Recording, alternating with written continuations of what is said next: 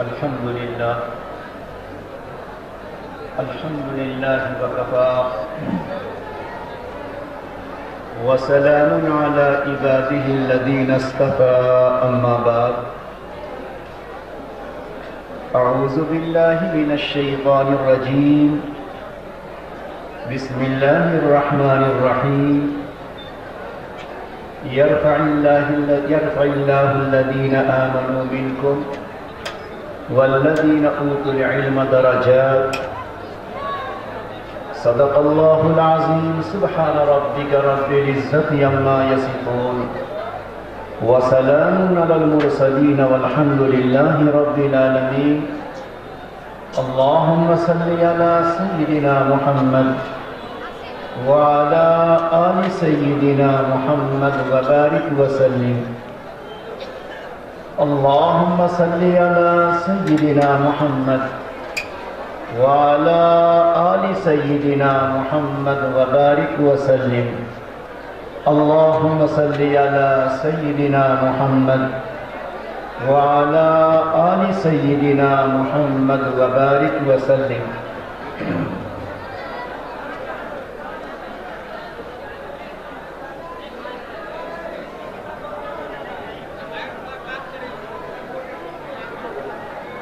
اللہ رب العزت نے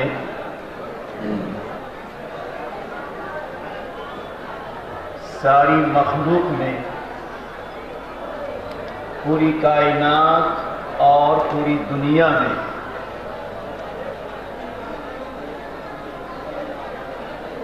ہمیں اور آپ کو انسان بنایا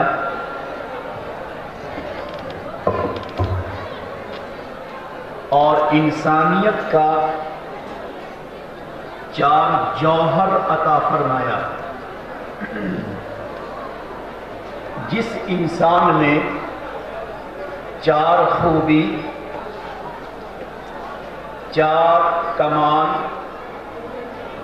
اور چار اچھی صفت ہو، ایسی چار خوبی کو انسان کا جوہر کہا جاتا ہے۔ اگر وہ چاروں خوبی ہمارے آپ میں موجود، مرد ہو یا عورت،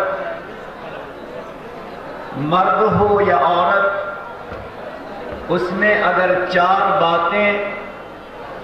اور چار خوبیاں پائی جاتی ہیں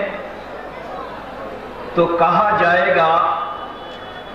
کہ انسان میں انسانیت کا جوہر موجود ہے۔ ان میں سب سے پہلے اللہ نے انسانیت کا جوہر علم کو بنایا کہ جس انسان میں علم ہوگا وہ انسانی جوہر کی بنا پر باکمال انسان ہوگا۔ تو پہلا جوہر اللہ نے علم کو بنایا انسان کے لیے، دوسرا جوہر اعمال صالحہ کو بنایا اور تیسرا جوہر انسان کے اچھے اخلاق کو بنایا۔ جس انسان میں علم ہو، جس انسان میں عمل ہو اور جس انسان کے اخلاق بہتر ہو، اور اسی کے ساتھ جس انسان کے دل میں انسانوں کے لیے درد ہو، جس انسان کا دل درد انسانیت سے بھرا ہوا ہو، جس انسان کے دل میں انسانوں کے لیے شفقت و ہمدردی ہو، تو ایسا انسان گویا درد دل کے جوہر سے روشن اور بہتر مانا جاتا ہے۔ گویا جس اللہ نے ہمیں اور آپ کو انسان بنایا تو یہ انسان صرف اپنے ڈھانچے کی بنا پر اپنی شکل صورت کی بنا پر، اپنے جسم کی بنا پر سب سے اشرف اور سب سے بہتر ہو ایسا نہیں ہے، بلکہ اشرف اور بہتر ہونے کے لیے انسان کے اندر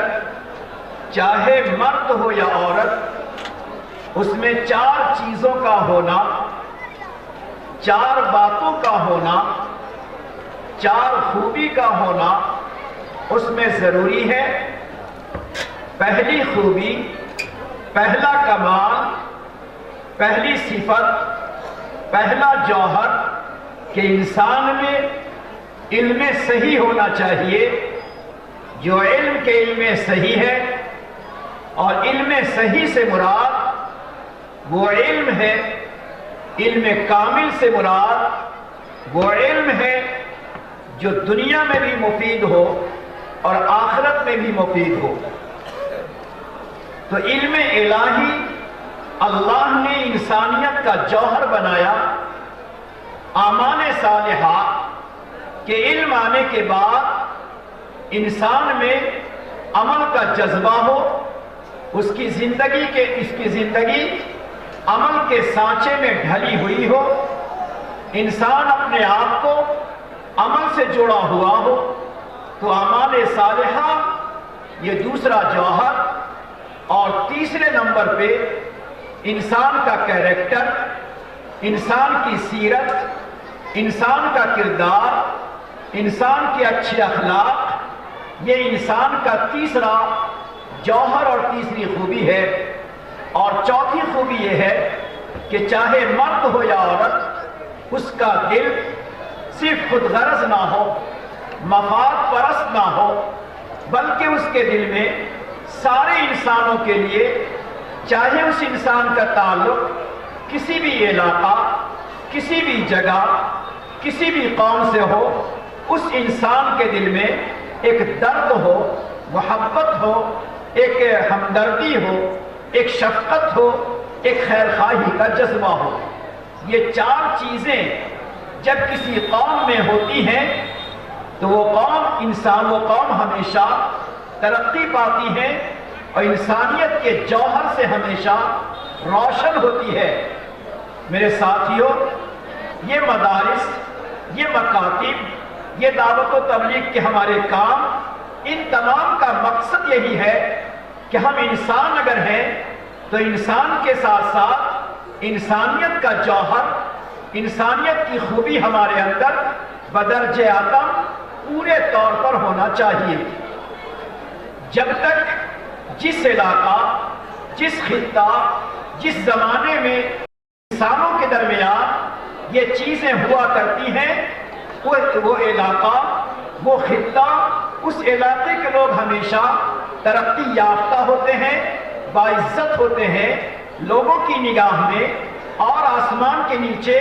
وہ باعزت قوم بن کر زندگی گزارتے ہیں۔ مختصر وقتوں میں 2 بات آپ کو سناؤں گا۔ زمانے کا ایک بہت بڑا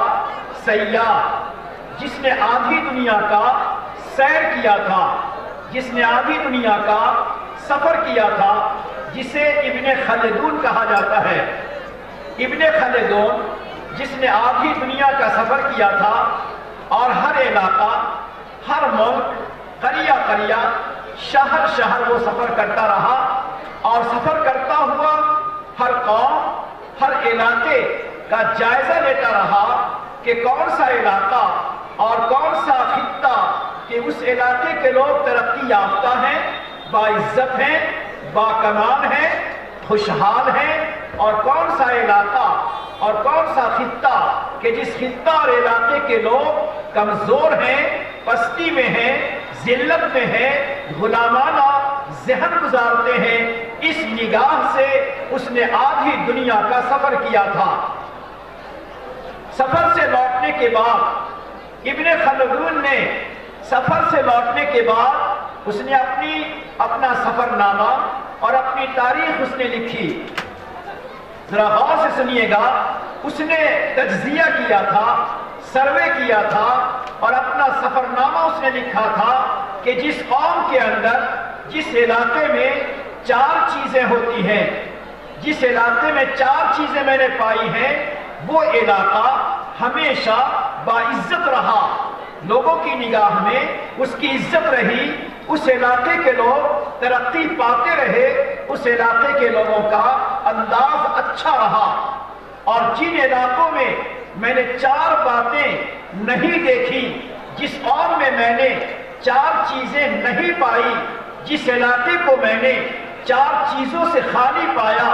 وہ علاقہ پستی کی طرف، وہ علاقہ زوال کی طرف، وہ علاقہ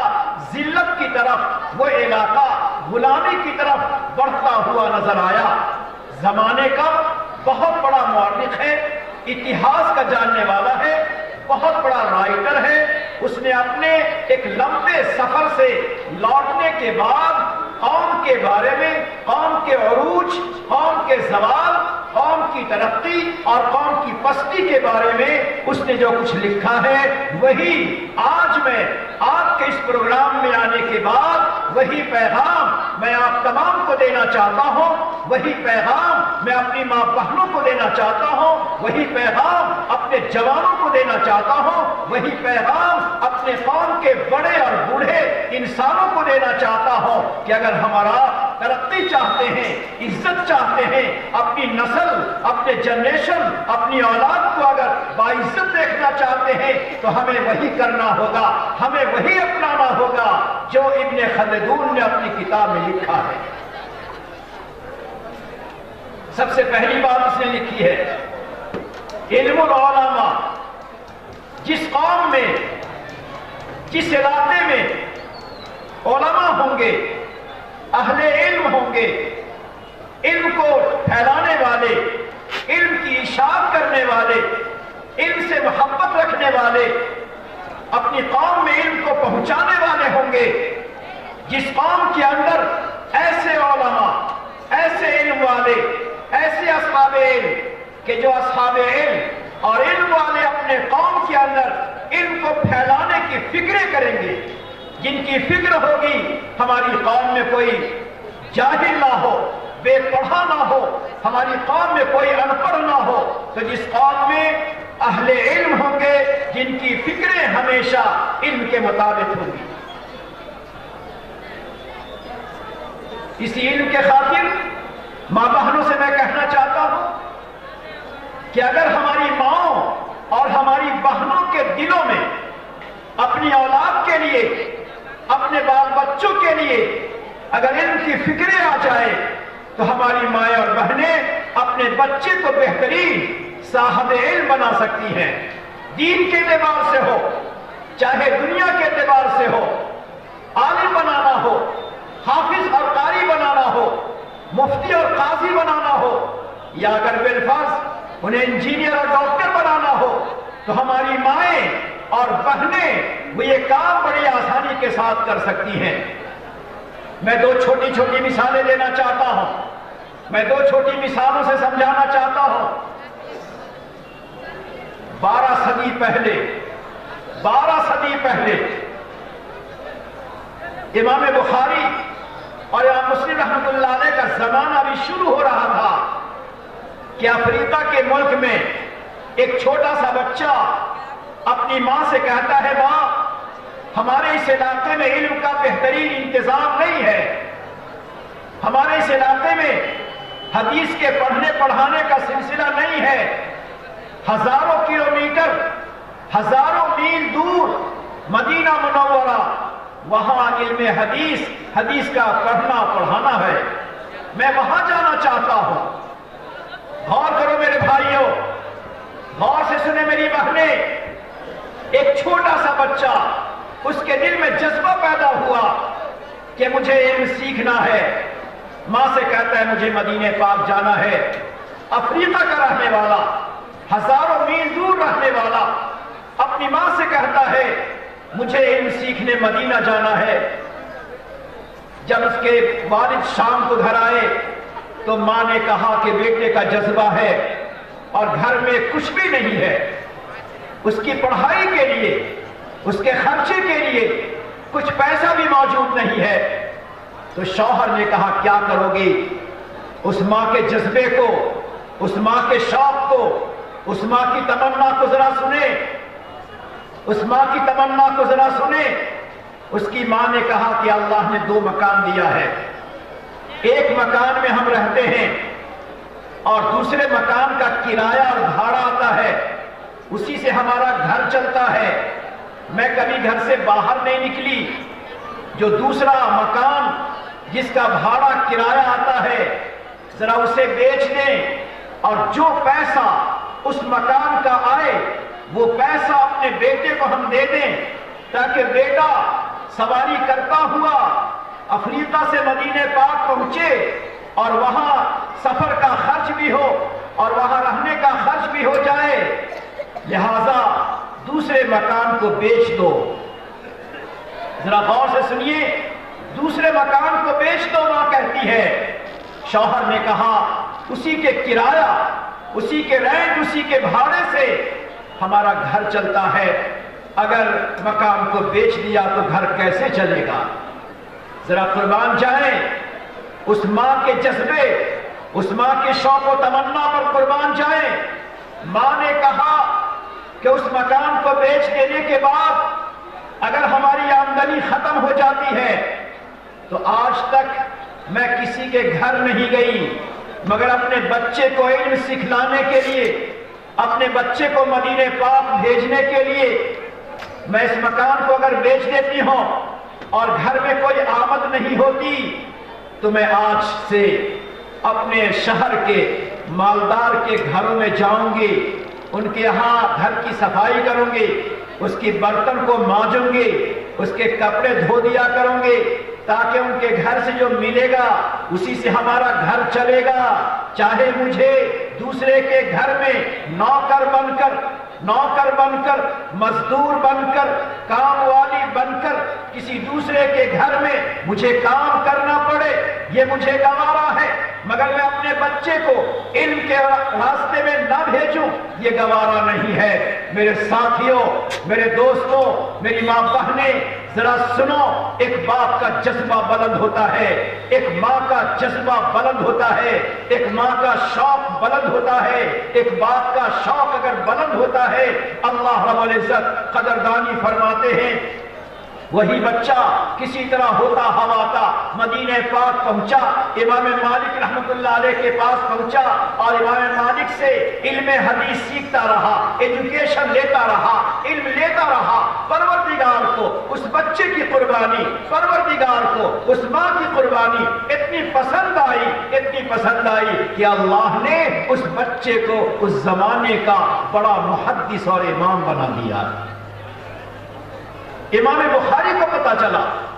امام مسلم کو پتا چلا، افریقہ دور دراز کا رہنے والا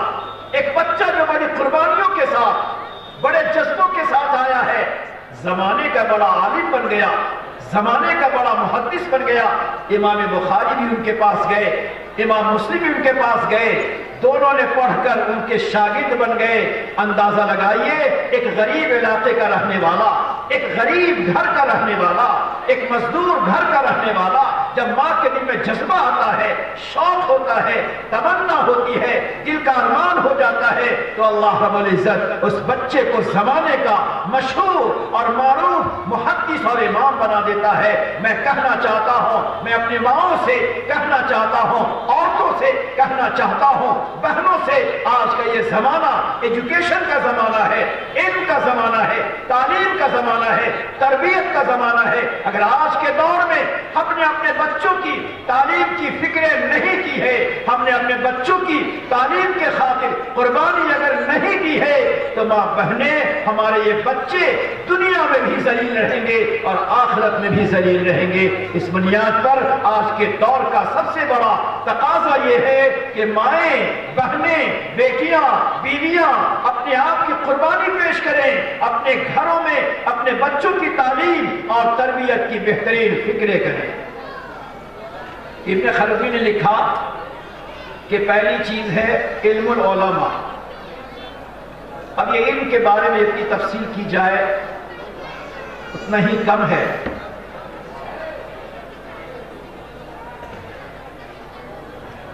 ایک بات اور ماں بہنوں کی مناسبت سے سناتا ہوں۔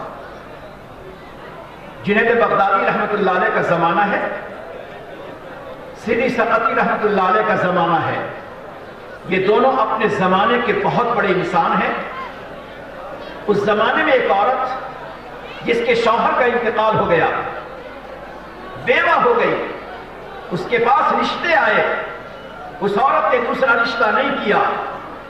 گود میں ایک چھوٹا سا بچہ تھا، اس نے یہ سوچا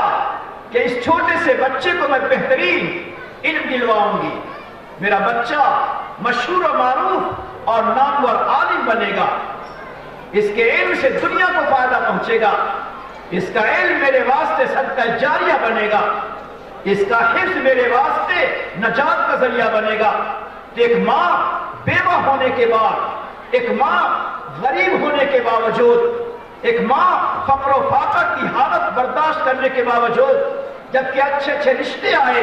اس نے کوئی رشتہ نہیں کیا اور یہ طے کیا کہ مجھے اپنے معصوم سے، یتیم سے، پھول کے ٹکڑے کو بہترین علم دلانا ہے۔ اس نے اپنے اللہ سے دعا کی، اے اللہ، سب سے پہلے میں اپنے اس لخت جگر کو، اپنے نور نظر کو، جس کے سر سے باپ کا سایہ اٹھ گیا، جو غریب گھر میں پرورش پاتا ہے، اے پاک پروردگار، میں اپنے اس بچے کے دل کو قرآن کے لیے وقف کرتی ہوں، قرآن کے لیے وقف کرتی ہوں۔ اب سنیے ذرا، جنید بغدادی کا زمانہ، سیدی سقطی رحمۃ اللہ علیہ کا زمانہ، وہ بیوہ عورت اپنے بچے کو استاذ کے پاس لے گئی، استاذ پڑھانے لگے، حفظ شروع ہو گیا۔ ایک دفعہ استاذ کے گھر پہ پانی نہ تھا تو استاذ نے چھوٹے سے بچے سے کہا کہ ذرا جاؤ، سامنے نہر ہے اور نہر سے ڈول میں پانی لے آؤ۔ چھوٹا سا بچہ ڈول لے کر گیا نہر میں پانی لینے۔ اتفاق یہ ہے کہ پاؤں پھسلا اور بچہ اس میں ڈوب گیا۔ ایک ہنگامہ ہو گیا، یتیم بچہ ڈوب گیا، یتیم بچہ پانی میں ڈوب کر مر گیا۔ استاد کو پتا چلا، استاد گھبرائے ہوئے حضرت سیدی سقطی کے پاس پہنچے اور فرمایا کہ حضرت، یہ بڑا اہم مسئلہ پیش آیا کہ ایک بیوہ عورت، اس کا یتیم بچہ جس کو میں نے پانی کے لیے بھیجا، وہ نہر میں ڈوب گیا۔ اب پتہ نہیں میرا کیا حشر ہوگا، اس کے خاندان کے لوگ میرے ساتھ کیا برتاؤ کریں گے، آپ ذرا اس مسئلے کو حل کر دیں۔ سیدی سقطی نے کہا کہ بڑا مشکل مسئلہ ہے، جنید بغدادی رحمۃ اللہ علیہ کو بلایا اور جنید بغدادی رحمۃ اللہ علیہ سے مشورہ کیا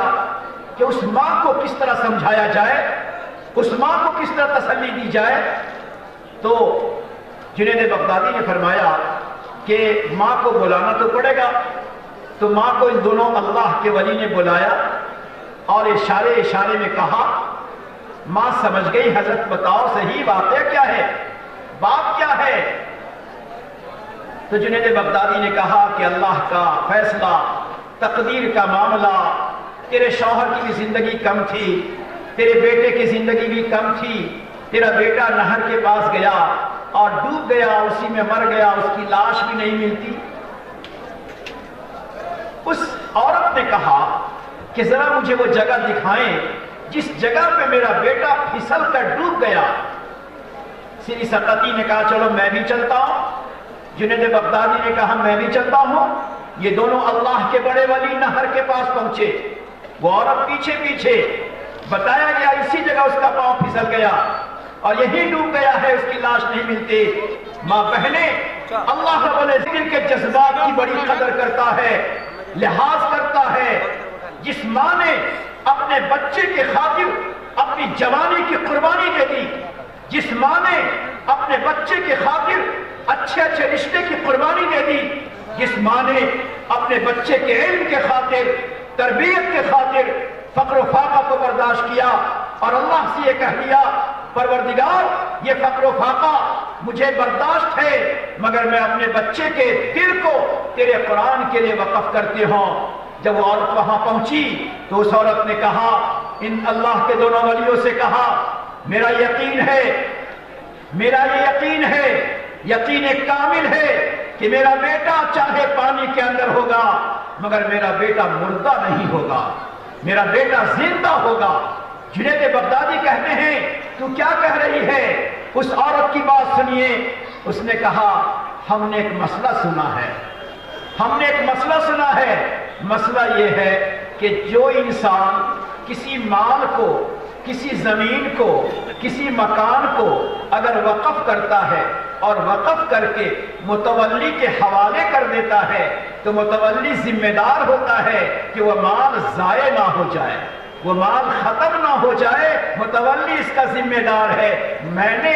اپنے بیٹے کے دل کو وقف کر کے اللہ کے حوالے کر دیا، جب تک میرے بیٹے کے وقف دل میں قرآن نہیں آئے گا میرا اللہ متولی، میرا اللہ میرے بیٹے کو ضائع نہیں کرے گا۔ یقین ہے اس کا، اس عورت کا یقین ہے۔ اس کے بعد وہ عورت کنارے پہنچی اور پہنچنے کے بعد اس عورت نے کہا اے بیٹا اندر کیا کرتا ہے، اے بیٹا اندر کیا کرتا ہے، اللہ کا نام لے کے باہر آ جا۔ جب ماں نے ایسا کہا بیٹا اندر کیا کرتا ہے، اللہ کا نام لے کر باہر آ جا، بس بچہ پانی جھاڑتا ہوا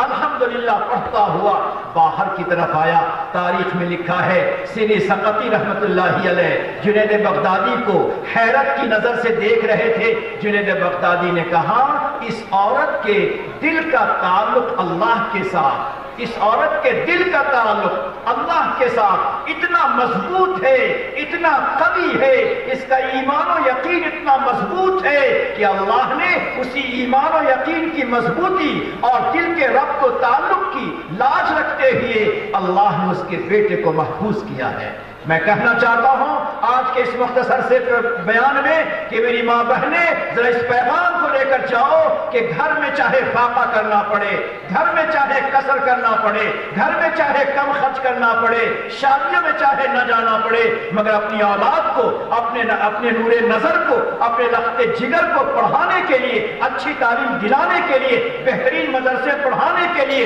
اگر دنیا کا علم دلانا ہے تو دنیا کا بہترین دلانے کے لیے آپ کو قربانی دینی پڑے گی۔ اگر آپ نے قربانی دیا یہی بچے آپ کی آنکھوں کی ٹھنڈک بنیں گے۔ تو پہلی بات ابن خلدون نے فرمایا تھا علم العلماء، اور دوسری بات انہوں نے کہی تھی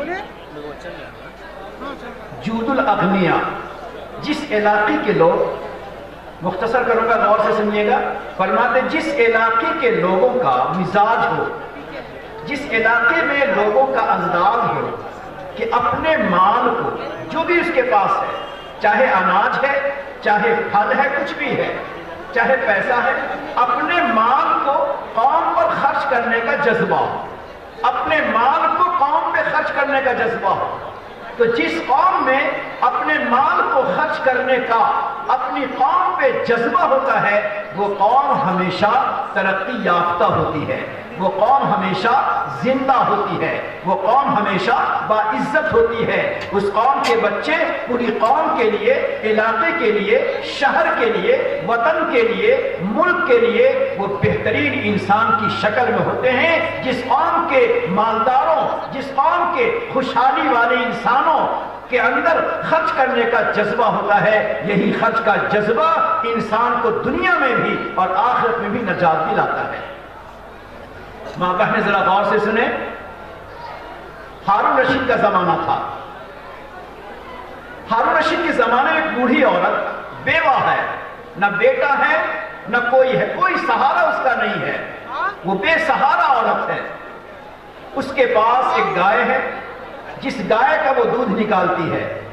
اسی دودھ سے اس کا گزارا چلتا ہے۔ اتفاق ایسا ہوا کہ اس کا وہ جانور مر گیا، وہ جانور گزر گیا، مر گیا۔ اب وہ بوڑھی عورت اپنے گھر میں بہت زور زور سے تڑپ تڑپ کر، بلک بلک کر وہ عورت روتی ہے۔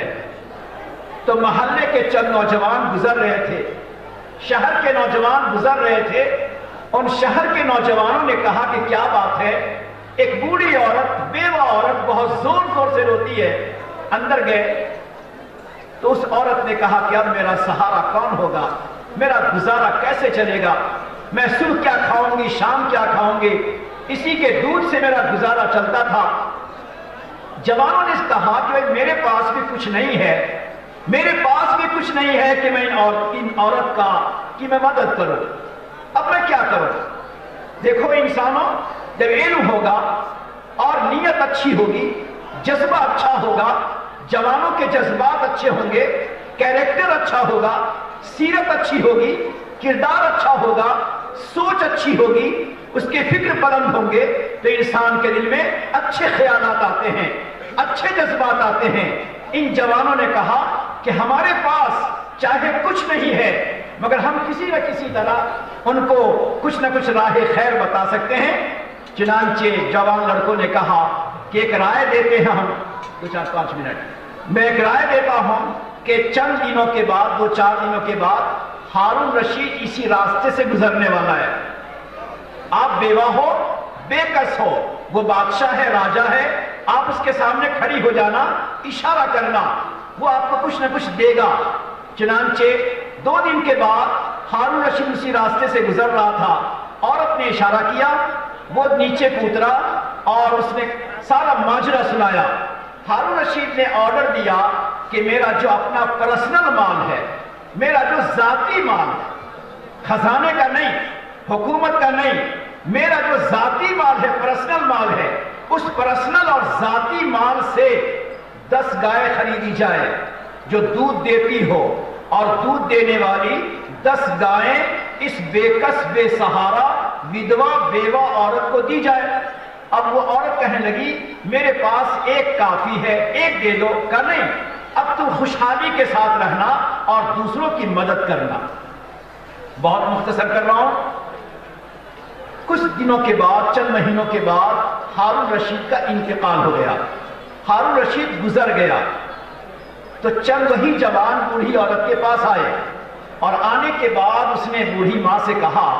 کہ بوڑھی ماں کچھ معلوم ہے؟ ہارون رشید گزر گیا، جنازہ اس کا تیار ہے، کفن اس کو پہنا دیا گیا، چند گھنٹوں میں اسے قبر میں اتارا جائے گا، چند گھنٹوں میں اسے قبر میں اتارا جائے گا۔ ماں بہنیں بھی غور سے سنیں۔ جب اس بوڑھی عورت نے سنا کہ جس نے میرے ساتھ ہمدردی کا، جس نے میرے ساتھ سخاوت کا، جس نے میرے ساتھ مالی مدد کا معاملہ کیا، اندر گئی تڑپتی ہوئی، مصلی بچھایا، اور مصلی بچھا کر آنچل اٹھایا، آنچل اٹھا کے اس نے اپنے اللہ سے کہا، جو کہا ہے جوانوں اس کو یاد رکھنا۔ اس بوڑھی عورت نے اپنے آنچل کو اٹھا کے کہا کہ اے اللہ، جب میں بے سہارا ہو گئی تھی، جب میں بے سہارا ہو گئی تو ہارون رشید میرا سہارا بن گیا تھا۔ اشارہ ہے جانور دی دوارا جانور دے دیا۔ اے اللہ، جب میں بے سہارا تھی تو ہارون رشید میرا سہارا بن گیا۔ آج کفن پہن کر، آج کفن پہن کر ہارون رشید بے سہارا ہو چکا ہے، آج کفن پہن کر ہارون رشید بے سہارا ہو چکا ہے۔ اے اللہ، جب قبر میں رکھا جائے تو اس کا سہارا بن جا، جب قبر میں رکھا جائے تو اس کا سہارا بن جا۔ یہ اس نے دعائیں کی ہے۔ کس نے؟ ایک عورت نے، شہر کے بعض بڑے علماء نے ہارون رشید کو جنت میں دیکھا اور ان سے پوچھا کیا ہوا؟